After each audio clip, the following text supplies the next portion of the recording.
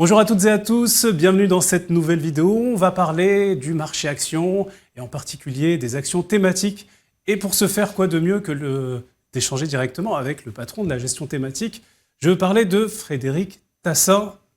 Frédéric, comment ça va? Ça va bien, merci Saïd, et toi? Ça va super. Donc en plus d'être le patron de la gestion actions thématiques chez Ophi Invest AM, tu es aussi l'un des instigateurs d'un grand classique chez nous qui s'appelle Ophi Invest Grande Marque. Je ne me trompe pas. Non. Et c'est une histoire assez ancienne. 2013, c'est ça? 2013. Novembre 2013? Ouais.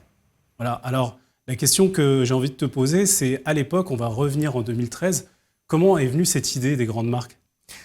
En 2013, il faut juste se rappeler un peu du contexte. On venait de subir deux crises majeures sur les marchés actions. Le krach de 2008, qui avait emporté les marchés actions quasiment à 60% de baisse. Et puis, en Europe, on avait eu la chance d'avoir ce qu'on a appelé le double dip de 2011, la crise des pays du Club Med, la crise des pays de la dette en Europe, qui avait là aussi propulsé à l'été 2011 les marchés dans un courant baissier extrêmement important. Donc fin 2012 et 2013, on avait complètement essoré notre capacité à aller vendre des actions, notamment auprès des particuliers. Après deux cracks majeurs, voilà, notre parole résonnait complètement dans le vide. Les gens voulaient entendre parler d'actifs financiers, mais surtout pas d'actions, compte tenu de ce qui s'était passé les quelques exercices précédents. Donc en fait, on a commencé à phosphorer en se demandant mais comment est-ce qu'on peut faire pour essayer de réconcilier l'investissement en actions auprès d'une clientèle, notamment de particuliers. Et le concept de marque nous est venu assez naturellement. Et on a cherché à bâtir un portefeuille sur la base d'un triptyque. Donc on voulait dans ce portefeuille des sociétés avec une très très forte notoriété, une notoriété qui dépassait le simple secteur d'activité de l'entreprise. Une fidélité client à toute épreuve, donc avec un air de revenez-y, c'est-à-dire que voilà, on a des clients qui consomment cette marque ou ces marques et qui, pour rien au monde, ne changeraient de marque, donc continueraient à consommer les produits de la marque. Et le troisième élément qui était extrêmement important, c'était des entreprises qui étaient en excellente santé financière. Étant entendu qu'on avait plutôt envie d'avoir des leaders en portefeuille, pour pouvoir rester leader, il faut continuer à investir, et continuer à investir suppose de continuer d'avoir des agrégats financiers de tout premier plan, notamment de gagner beaucoup d'argent et de générer beaucoup d'excédents de trésorerie d'exploitation. Et en faisant cela, en fait, donc on avait à l'origine plutôt imaginé un produit de grande valeur de consommation, et quand on a commencé à construire le portefeuille, on s'est assez vite rendu compte qu'on avait des sociétés en portefeuille qui avaient des croissances de chiffre d'affaires supérieures à celles du marché, des marges opérationnelles, donc une rentabilité supérieure à celle du marché, que nos entreprises en portefeuille dépensaient en moyenne plus en R&D que le reste du marché, et tout cela avait un prix, puisque si on regarde sur les 8 ou 10 dernières années, les valeurs de grandes marques se payaient en moyenne une vingtaine de pourcents de plus que le reste du marché. Donc il y avait une prime dans le fonds de valorisation dans grandes marques par rapport au reste du marché, ce qui était tout à fait logique. On n'avait que des boîtes de qualité en portefeuille, la qualité se paye. Elle se paye dans une échoppe, elle se paye quand on veut acheter une grande marque, la qualité se paye. Dans un portefeuille de valeurs de qualité, ça se paye aussi. Donc on payait en moyenne entre 20 et 25% plus cher les valeurs qu'on avait en portefeuille que le reste du marché. La seule chose qui a vraiment changé depuis quelques temps, c'est qu'aujourd'hui, au moment où on parle, l'excédent de valorisation de grandes marques a disparu. Aujourd'hui, le portefeuille de grandes marques se paye le même multiple que le reste du marché. C'est ce qui a changé considérablement depuis quelques années. D'accord. Alors, la question qu'on va se poser, Frédéric, c'est tu sais que c'est un fonds qui est non seulement très connu, mais très apprécié de tout le monde, des conseillers en gestion de patrimoine, des agents, des courtiers, des conseillers financiers d'une manière générale, pour plusieurs raisons. Tu en as évoqué quelques-unes. Il y en a une qui plaît bien particulièrement, c'est une espèce de pouvoir magique, le fameux pricing power, le pouvoir de maintenir les prix. Est-ce que tu peux nous en parler un petit peu?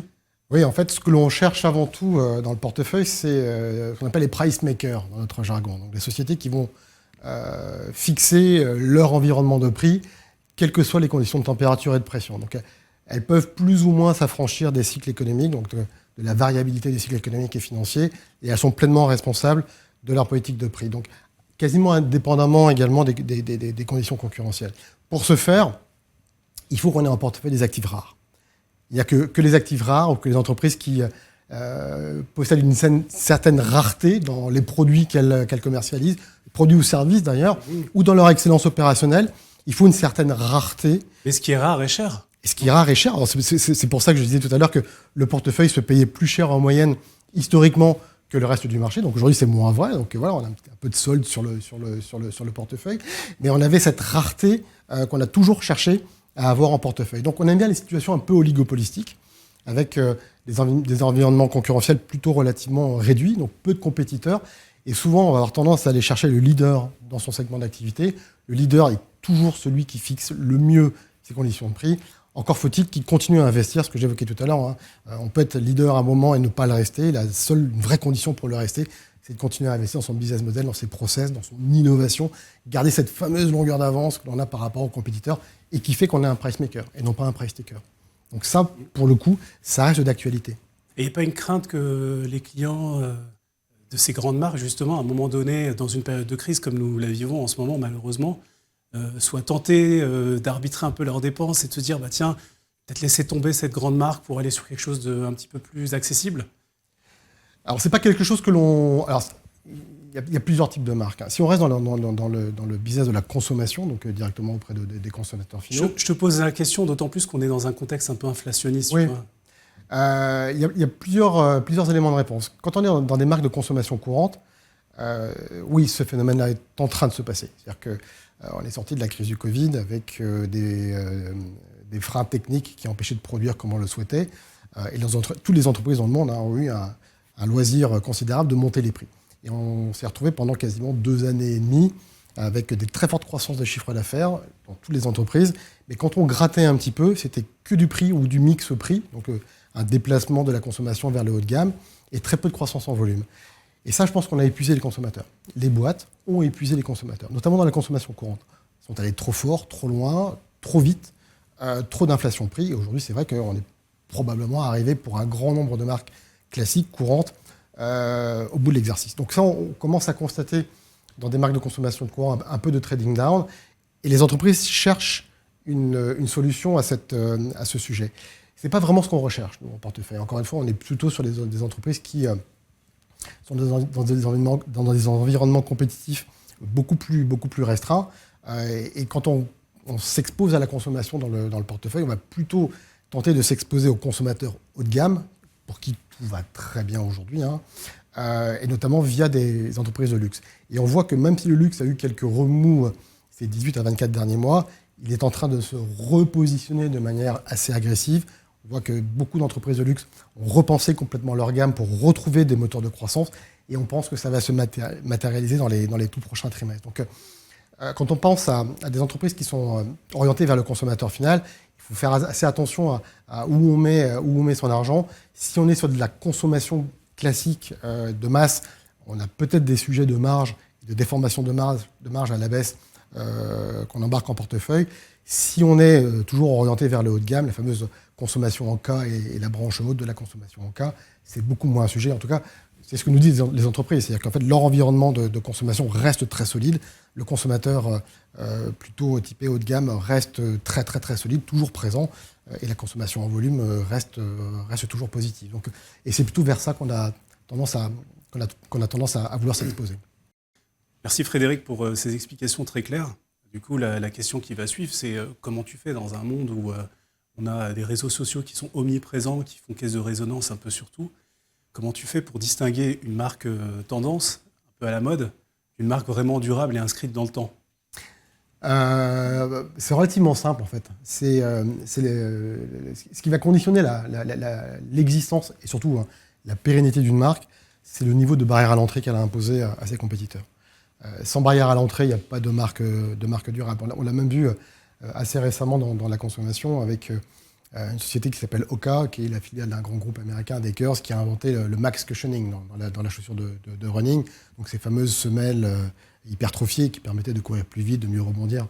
Comment tu appelles ça? Le max cushioning. D'accord. Max cushioning. Je dormirai moins bête là. Moins bête ce soir. Et en fait, on a vu qu'au bout de 2 ans, quasiment tous les autres compétiteurs l'avaient copié. Donc la société a eu pendant 18 à 24 mois du vent dans les voiles parce qu'elle était toute seule. Et puis derrière, on a vu qu'assez rapidement, la compétition s'était adaptée. Donc en fait, c'est cette capacité à mettre de la technologie très fortement à un moment donné dans ses produits, à continuer à innover ou tout type de barrière à l'entrée possible et imaginable. Ça peut être de l'intensité en capital, ça peut être des brevets, ce genre de choses. C'est ça qui va conditionner le fait qu'une marque va perdurer dans le temps à partir du moment, encore une fois, où elle continue à à investir dans son business model. Et par ailleurs, là, on parle beaucoup de la consommation, mais on a également des marques dans le B2B. Il ne faut pas oublier que les marques sont également présentes auprès d'autres business. Notamment, on a des entreprises technologiques de tout premier plan qui sont quasiment en situation de monopole dans le monde aujourd'hui et qui continuent à très très bien fonctionner et à garder les compétiteurs à distance. Quand vous contrôlez 80 ou 90% d'un marché mondial, comme dans les machines de lithographie, que vous êtes tout seul, c'est pas très compliqué de garder vos compétiteurs à distance. Donc, c'est vraiment ça qui va conditionner le fait qu'on va vraiment s'intéresser très profondément à une société. C'est à partir du moment où on a analysé que, oui, là, il y a ce que les Anglais appellent un moat, une douve, donc une vraie barrière à l'entrée, et donc que cette société va pouvoir capitaliser là-dessus pour progresser, gagner des parts de marché et fixer son environnement de prix. C'est à partir de ce moment-là que la société a une chance de rentrer en portefeuille ou pas. Encore faut-il que la valorisation reste raisonnable. D'accord. Et justement, je parlais des réseaux sociaux à l'instant, mais tu as d'autres grandes tendances sociétales, voire industrielles, type la digitalisation, l'intelligence artificielle, etc. Comme ça va très très vite en ce moment. Est-ce que ça peut influencer tes choix de gestion du coup ? Alors les choix de gestion, le process est relativement immuable depuis le début. En fait. On a élaboré ce process en 2013. Il n'a quasiment pas évolué. Le portefeuille, lui, a évolué, puisqu'on avait commencé avec un portefeuille très centré sur la consommation, qui aujourd'hui est assez bien distribué entre consommation, enfin B2C et B2B. Donc il y a à la fois des entreprises qui s'adressent à des consommateurs finaux et des entreprises en portefeuille qui s'adressent à d'autres entreprises, puisqu'encore une fois, je le répète, on trouve des grandes marques dans le monde de l'industrie. Voir les deux, des fois. Voir les deux, on peut adresser les deux, bien évidemment. Nvidia, qui a été connue comme étant une société pour les cartes graphiques dans les ordinateurs, aujourd'hui beaucoup plus connue dans le monde industriel, puisqu'il fournit les data centers qui vont servir au calcul pour l'IA. Donc, voir les deux, effectivement. Donc oui, aujourd'hui, on a donc le process est relativement identique, et c'est un process qui s'adapte quand même aux conditions de température et de pression du moment. Donc, on ne va jamais aller chercher à capter des effets de mode ou des effets du moment. Quand on investit dans une entreprise, on investit toujours sur le temps long. Mais parfois, il est vrai qu'on peut avoir des perturbations momentanées dues à certains phénomènes. L'IA, aujourd'hui, en est un. On a un marché qui reste obnubilé par tout l'environnement IA. Quand vous regardez l'écosystème IA en bourse, aujourd'hui, il n'y a quasiment que ça qui fonctionne. Quand on regarde le rebond des marchés, et comment est-ce qu'il a été porté, ce n'est que de l'écosystème IA. D'ailleurs, récemment, on faisait des constats que le taux de participation à la hausse du marché était très faible. Donc, le pourcentage d'entreprises qui surperformaient les indices était très faible. Et s'il n'était pas dans la sphère IA, ça ne fonctionnait pas. Donc ça peut impacter pendant un moment l'évolution du marché. Nous, on fait quand même le pari qu'à un moment ou à un autre, les sociétés plus classiques ou de la sphère de la consommation ou de la sphère de l'industrie traditionnelle auront également un regain d'intérêt de la part des investisseurs. Non pas qu'ils détourneront les yeux des investissements dans l'IA, mais ils chercheront à aller capter des relais de croissance un peu en dehors de cette sphère-là qui aujourd'hui monopolise absolument tout. Et puis surtout, ce qu'il faut avoir à l'esprit, c'est que, et ça c'est un peu le constat de 30 ans d'expérience sur les marchés financiers, c'est que les entreprises s'adaptent. Combien de fois n'a-t-on pas annoncé que telle entreprise allait mourir parce qu'un compétiteur avait inventé quelque chose de révolutionnaire, et en fait on se rend compte que les entreprises s'adaptent. Donc les faillites sont très rares, et souvent quand vous avez les poches pleines, et je le répète, dans grandes marques, on a des sociétés qui ont les poches pleines, quand vous avez une mutation technologique qui arrive, comme c'est le cas dans le cadre de l'IA, vous mettez tous les forces vives de votre entreprise dans une salle pour vous dire « Ok, ce truc-là arrive, qu'est-ce qu'on fait ?» Et c'est ce que l'on est en train de voir dans beaucoup d'entreprises aujourd'hui, y compris des entreprises qui, soi-disant, se feront disrupter par l'IA, où on voit que les gens sont en train de réfléchir en disant « Ok, ce truc-là arrive, on va capitaliser dessus, on va essayer de vendre mieux, de vendre plus, de vendre différemment. Mais en tout cas, on va adapter notre business model à cette nouvelle donne. » Et nous, on reste persuadés qu'on peut avoir un peu de volatilité à court terme sur certains business models sur lesquels le marché a des doutes, mais qu'à long terme, si on fait bien notre boulot, on aura des entreprises qui sauront s'adapter, qui sauront continuer à acquérir de la croissance et de la rémunération in fine pour l'actionnaire. D'accord.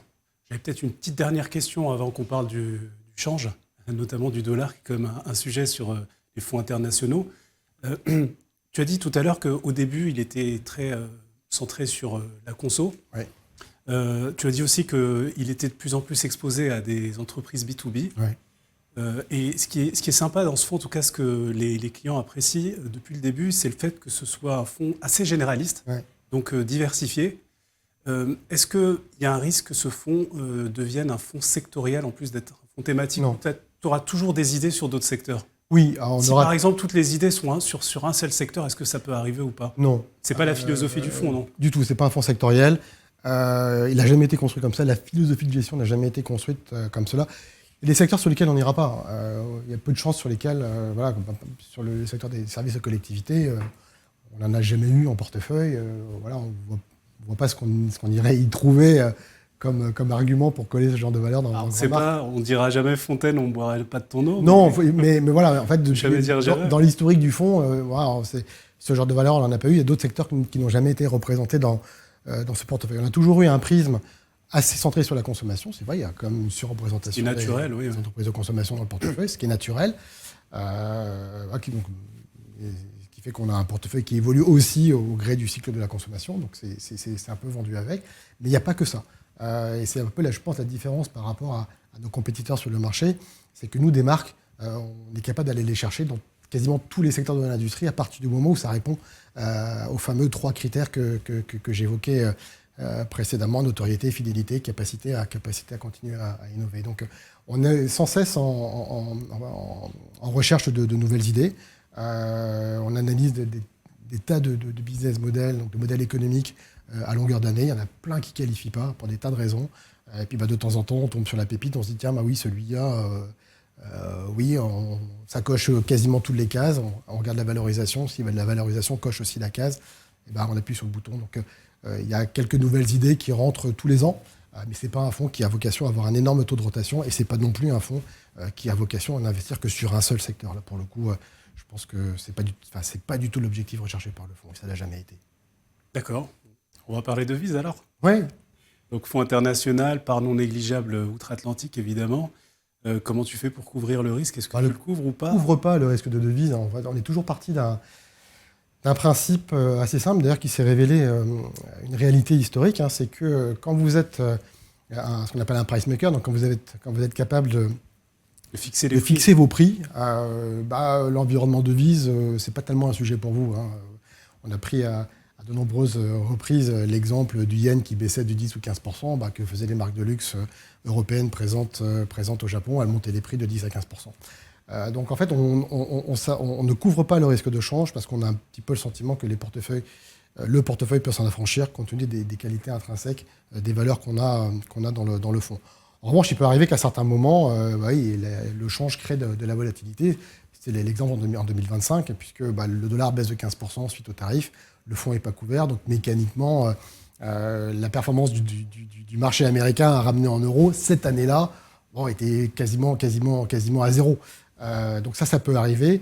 C'est arrivé en 2025, c'était quasiment jamais arrivé avant, une telle volatilité sur le dollar.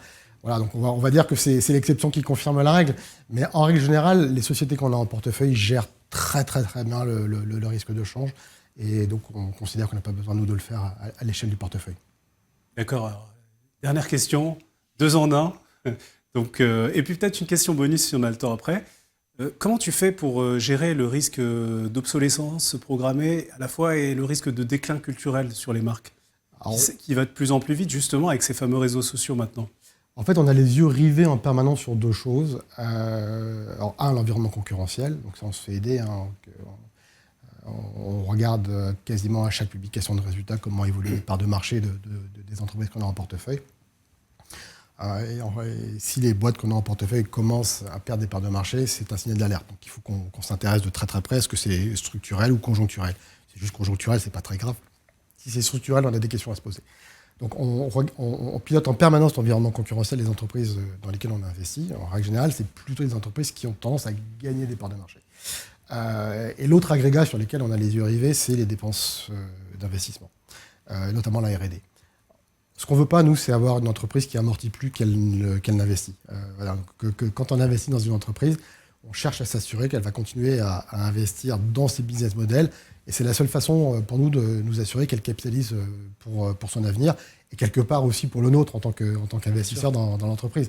Donc, sa capacité à continuer à investir, à trouver des bons projets, des bons produits, et encore une fois, je le répète, à maintenir le compétiteur à distance, c'est ça qui nous intéresse. C'est à quelle distance il est. Ils sont jamais très loin, les compétiteurs. Ils sont toujours juste derrière. Ils sont à l'affût. Ils sont à l'affût, donc ils sont jamais très très loin. Donc il faut jamais s'endormir sur ses lauriers. Il y a tellement d'exemples de boîtes qui pensaient être arrivées, qui sont un petit peu endormies, qui se sont fait rattraper. Donc ça, c'est une vigilance de tous les instants. Et on est quand même très très très sensible à tous les projets que l'entreprise peut mener et qui continuent à maintenir ce fossé par rapport à la compétition et à maintenir les avantages qu'on a identifiés pour l'entreprise. Merci beaucoup Frédéric. J'ai la place pour la petite question bonus. Et d'ailleurs, je vais rappeler, j'ai dit que le fonds était sympa, entre guillemets, et très apprécié. Et c'est la vérité. Et que c'est un fonds qui, depuis qu'on l'a lancé, a attiré énormément les investisseurs. Maintenant, je dois aussi parler des risques, puisqu'on ne peut pas parler que des choses sympas. C'est un fonds risqué, il est investi en actions. Oui. Il a un niveau de risque action, clairement. Oui. Aujourd'hui, le marché action est plutôt sur des points hauts. On a battu quand même pas mal de records, que ce soit sur le Nasdaq, le S&P 500, le Dow Jones et même en Europe.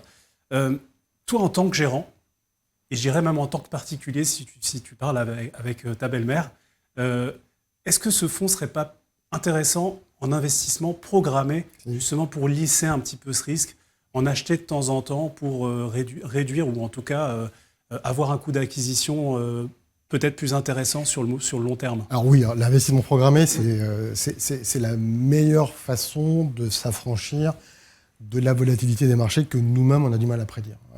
Si on avait pu prédire il y a encore quelques semaines de cela qu'on enchaînerait un nombre de records successifs sur l'ensemble des marchés actions mondiaux, je pense qu'on en aurait été les premiers surpris. Donc, on a de la volatilité à la hausse, on aura à la baisse à un moment ou à un autre, c'est une certitude.